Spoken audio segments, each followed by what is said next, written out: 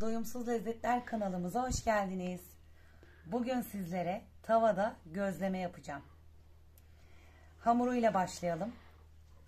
8 su bardağı unumuzu kabımızın içine, uygun kabımızın içine koyuyoruz. Ortasını açıyoruz. Şu şekilde. Ve bir tatlı kaşığı tuzumuzu içine döküyoruz. 3-4 yemek kaşığı da zeytinyağımızı döküyoruz.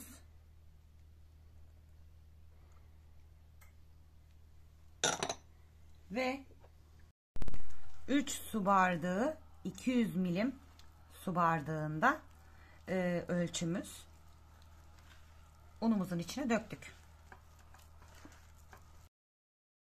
Ve yoğurmaya başlıyoruz.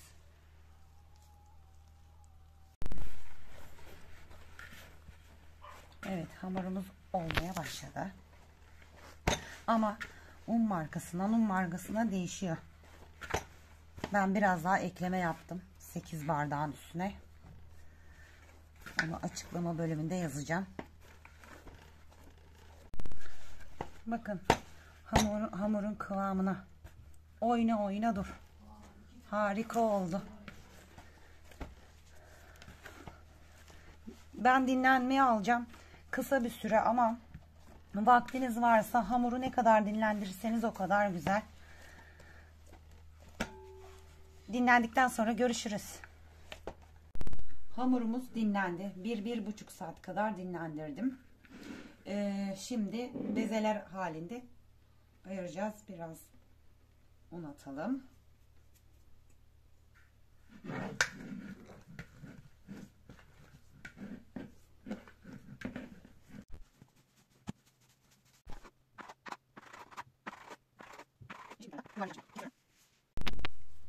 Evet, beze haline getiriyoruz.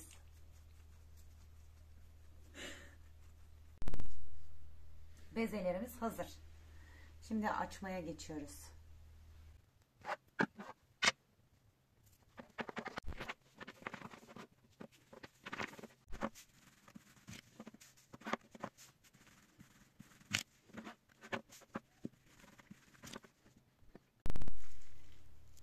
Biraz ıspanağımızın içerisine beyaz peynir ezdim, koydum.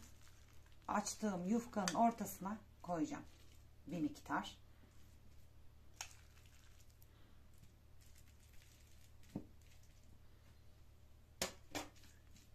Kaşıkla dağıtacağım.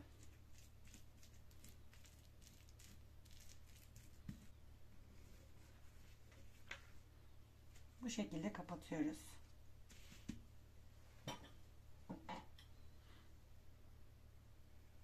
Ve biraz bir miktar yağ gezdiriyoruz.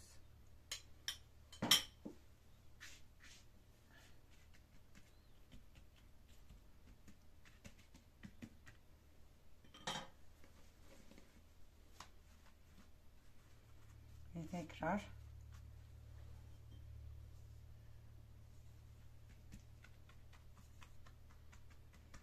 bu da yapışması için, zaten el açması olduğu için hemen yapışacak ama ben garantiye alıyorum.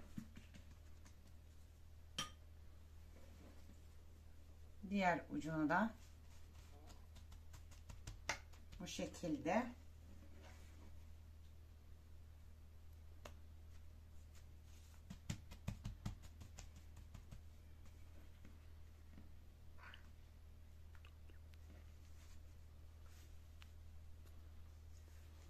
Şimdi tavamız güzelce kızdı.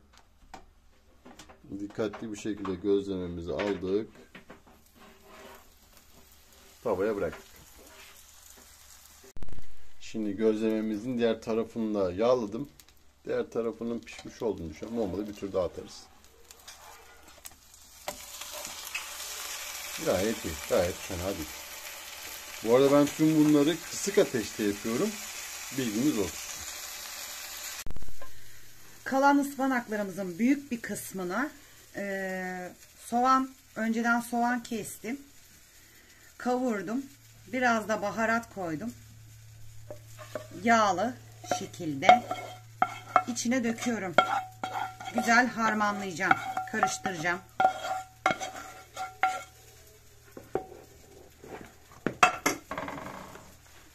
Bu şekilde. Biraz da kol böreği yapacağım.